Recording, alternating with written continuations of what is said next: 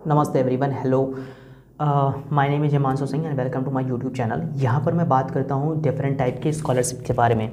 Scholarships regarding कोई भी हो सकता है। इधर आप यूजी के लिए अप्लाई करना चाहते हो, पीजी के लिए अप्लाई करना चाहते हो, या फिर पार्ट टाइम इंटर्नशिप, या फिर फुल टाइम इंटर्नशिप, या फिर कोई भी स्कॉलरशिप जो भी आती हैं उसके बारे में मैं यहाँ पे आपको बताता हूँ। इस वीडियो में टॉपिक क्या क्या कवर करूँगा। पहली चीज़ की स्कॉलरशिप का नाम क्या है, कौन सी कंट्री से वो स्कॉलरशिप स्टार्ट किया गया है, बेनिफिट क्या है उसका स्कॉलरशिप के, कवरेज क्या है, फुल है या पार्शियल है, एलिजिबल कंट्रीज़ क्या है, एलिजिबिलिटी क्राइटेरिया क्या है, ठीक है। डॉक्यूमेंट्स क्या क्या आपको रिक्वायर्ड होंगे during this application process, application process कैसे करना है उसके बारे में बताऊंगा। डेडलाइन क्या है, अगर डेडलाइन है तो क्या है, इंग्लिश स्कोर आपको रिक्वायर्ड है कि नहीं है वो भी मैं आपको बताऊंगा। आपको अप्लाई कहाँ पर करना है वो आपको बताऊंगा। एप्लीकेशन फ़ीस कितनी है भी कि नहीं है वो भी मैं आपको बताऊंगा। स्कॉलरशिप का नाम है Erasmus Mundus scholarships. I think pronunciation मेरी सही हो, यही होना चाहिए, एरास्मस मुंडस स्कॉलरशिप, ठीक है।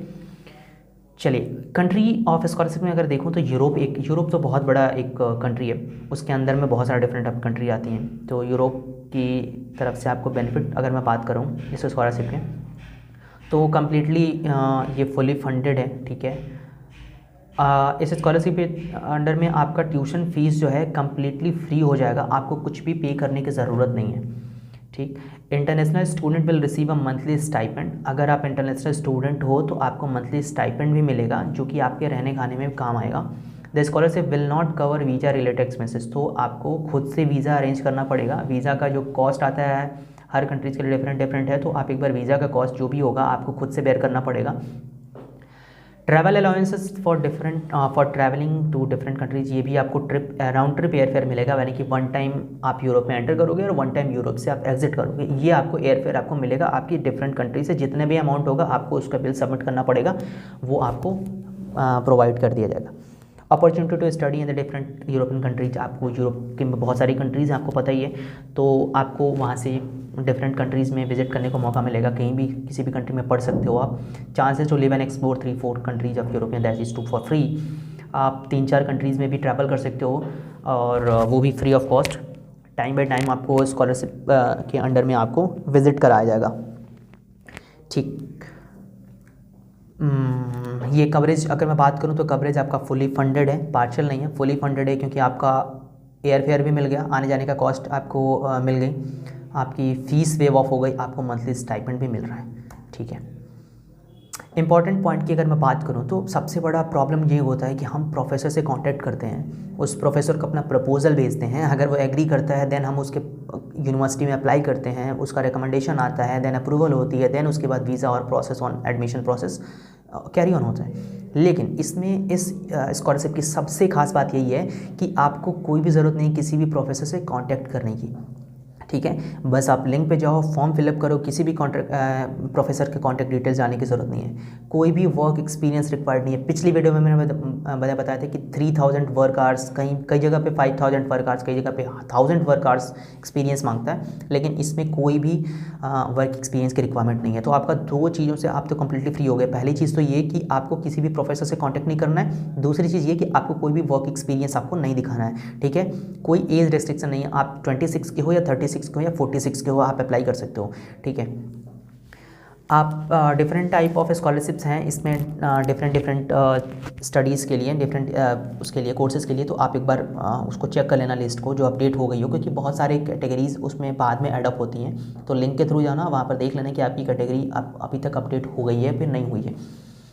अगर आपका लो CGPA है तो आप कहीं ट्रेनिंग करे होगे आप, या फिर रिसर्च पेपर्स आपके हैं, या फिर कोई जॉब एक्सपीरियंस है आपके पास, तो आप उसको ऐड ऑन कर सकते हो, ठीक है।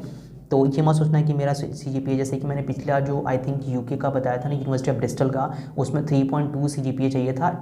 ऑलमोस्ट 80% आउट ऑफ 4 में होता है 3.2 CGPA, तो वो 80% होता है। अगर मैं परसेंटेज में बात करूँ, CGPA में बात करूँ तो 8 या 8.5।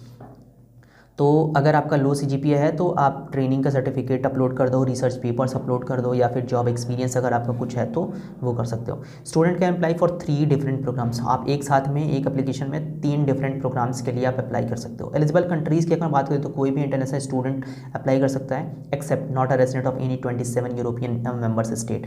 आयरलैंड, नॉर्वे और एक और कंट्री है, मैं प्रोनाउंस नहीं कर पाऊँगा, नहीं करूँगा, नहीं तो फिर मेरा मजाक बनेगा, ठीक है। 27 कंट्रीज़ यूरोपियन कंट्रीज़ के आप मेंबर नहीं होने चाहिए, 27 यूरोपियन जो मेंबर स्टेट्स हैं उसके रेसिडेंट्स आप नहीं होने चाहिए। एक और टर्म्स एंड कंडीशंस है वो मैं आगे बताऊंगा कि इन 27 यूरोपियन यूनियन मेंबर स्टेट से क्या रिलेशन है। आप इंटरनेशनल स्टूडेंट हो तो अप्लाई कर सकते हो, ठीक है। एलिजिबिलिटी क्राइटेरिया में बात करूँ, इसमें 2 कैटेगरी की स्कॉलरशिप आती है, category A and category B. अब मैं बात करता हूँ कैटेगरी ए की। आप किसी थर्ड कंट्री से आते हो, ठीक है, यानी कि कोई different national coming, you are a national coming from a third country. आप इन यूरोपियन मेंबर्स में नहीं हो और ये यूरोप के नहीं हो, ठीक है, तो आप किसी थर्ड कंट्री से आते हो तो आप एलिजिबल हो कैटेगरी ए स्कॉलरशिप के लिए।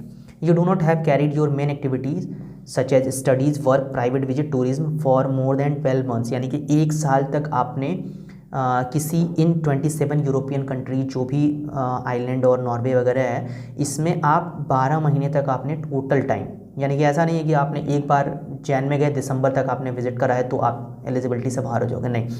अगर आपने जैन से मार्च तक रहा, आप 2 महीने के लिए गए, फिर वापस इंडिया आ गए, फिर आपने वीज़ा लगाया, फिर ट्रैवल करने गए, फिर आपने, तो पिछले 5 साल में अगर आप मतलब 12 महीने आपने रह लिया ना, पिछले 5 साल में अगर आप कंप्लीटली 12 महीने मतलब कलेक्टिवली आप एक एक महीने करके भी आप 12 महीने कंप्लीट कर देते हो ना, तो भी आप एलिजिबल नहीं हो। तो ये चीज़ एक मेन इंपॉर्टेंट था जो मैंने बताया था ना कि आगे जाके बताऊंगा, ये चीज़ है वो। और you have not applied for more then 3, तो जैसे मैंने बताया पिछले स्लाइड में कि आप 3 डिफरेंट टाइप के स्कॉलरशिप के लिए अप्लाई कर सकते हो। इस स्कॉलरशिप के अंडर में 3 सब्जेक्ट के लिए अप्लाई कर सकते हो, तो आप 3 से ज़्यादा मत करना, अदरवाइज आपका पहले ही ऐसे ही आपका रिजेक्ट हो जाएगा। और कोई भी स्पेसिफिक क्राइटेरिया नहीं है सीजीपीए के एकेडमिक रिकॉर्ड, जैसे कि मैंने बताया था पहले भी आपको कि अगर आपका सीजीपीए लो है तो आप उसमें कुछ अपने पेपर्स लगा दो, कुछ सर्टिफिकेट्स लगा दो। अगर आपने किसी इंडस्ट्री में काम किया तो उसका जॉब एक्सपीरियंस लेटर लगा दो, ठीक है। कोई एज रिस्ट्रिक्शंस नहीं है, international student of any as can apply, ठीक है। अगर आप इंटरनेशनल स्टूडेंट हो तो कोई भी एज के आप वो अप्लाई कर सकते हो। Furthermore there is no work experience requirement, कोई भी आपका वर्क एक्सपीरियंस का रिक्वायरमेंट नहीं है। जैसे कि मैंने बताया था किसी भी प्रोफेसर से भी कॉन्टेक्ट करने की ज़रूरत नहीं है, ठीक है। अगर आप फ्रेश ग्रेजुएट हो, अगर कोई भी आपका प्रोफेशनल एक्सपीरियंस नहीं है, आप जस्ट ग्रेजुएशन करके निकले हो आप और आप अप्लाई करना चाहते हो तो आप अप्लाई कर सकते हो, आपको कोई बाउंडेशन नहीं है। अब आ जाते हैं कैटेगरी ए की, तो अब तक स्कॉलरशिप की मैं बात कर ली। कैटेगरी बी में आते हैं कि अगर आप यूरोपियन स्टूडेंट ही हो, ठीक है, तो आप you are a non European student but you still find the not fulfil category A, ठीक है। अगर आप यूरोपियन स्टूडेंट हो तो आपको कैटेगरी बी मिल जाएगी, ठीक है। दूसरी कि अगर आप नॉन यूरोपियन स्टूडेंट हो लेकिन आप कैटेगरी ए की सारी चीज़ फुलफिल नहीं करते हो, फॉर एग्जांपल कि एक जो कैटेगरी ए में मैं पीछे जाता हूँ, थर्ड पॉइंट आप देखो कि आपने you not have carried your main activity such as for 12 months in the last 5 years in any of this 27 countries. तो अगर आप इन 27 कंट्रीज़ में, अगर आप नेशनल थर्ड कंट्री से हो, यूरोपियन कंट्रीज से नहीं हो, ठीक है, लेकिन आपने यूरोप में ट्रैवल करा हुआ है, इन 27 कंट्रीज़ में ट्रैवल किया है for more than 12 month collectively in last 5 years, तो आप कैटेगरी बी के लिए एलिजिबल हो, ठीक है। काइंड ऑफ सभी एलिजिबल हैं। अगर आप मैं शॉर्ट में बताता हूँ, देखो कैटेगरी ए की स्कॉलरशिप उसको मिल जाएगी अगर आप फॉरेन के हो, ये जो 27 कंट्रीज़ के जो रेस्ट्रिक्शंस है उसमें नहीं हो तो आपको कैटेगरी ए की स्कॉलरशिप मिलेगी। लेकिन अगर आप कैटेगरी ए में कोई भी चीज़ फॉल्स में जाते हो, फॉर एग्जांपल कि आपका ट्रैवल कर रखा है आपने, तो आप कैटेगरी बी की स्कॉलरशिप के एलिजिबल हो। अदरवाइज आप उन्हीं कंट्री से बिलोंग करते हो तो आप कैटेगरी बी में एलिजिबल हो, ठीक है।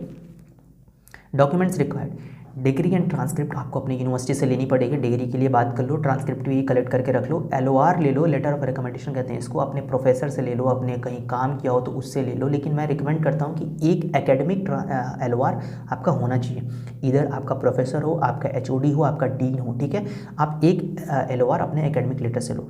मोटिवेशन लेटर आप बनाओ, मोटिवेशन लेटर के एक बहुत ही अच्छा फॉर्मेट होता है, ऑनलाइन आप गूगल करो, 2 पेज में होता है। मोटिवेशन लेटर बहुत ही सिंपल लिखते हुए जाना होता है कि आप करना क्या चाहते हो, मोटिवेट कैसे हुए, ठीक है, आपने आज तक क्या क्या किया है, क्यों किया है, ठीक है, आगे आपका फ्यूचर प्लान क्या है, ठीक है। आइल्स और टॉफल रिक्वायरमेंट है, अलग अलग के लिए है, अलग अलग कोर्सेज के लिए अलग अलग स्कोर्स रिक्वायर्ड है। सीवी आप यूरोपियन फॉर्मेट में, तो मैं आपको हमेशा रिकमेंड करता हूँ कि आप किसी भी कंट्री में अप्लाई कर रहे हो, वहीं की कंट्री की एक फॉर्मेट होता है, प्रिस्क्राइब फॉर्मेट होता है, उसी के फॉर्मेट को अप्लाई करो, ठीक है। पासपोर्ट आपके पास तो होना ही चाहिए, तभी तो ट्रैवल करोगे।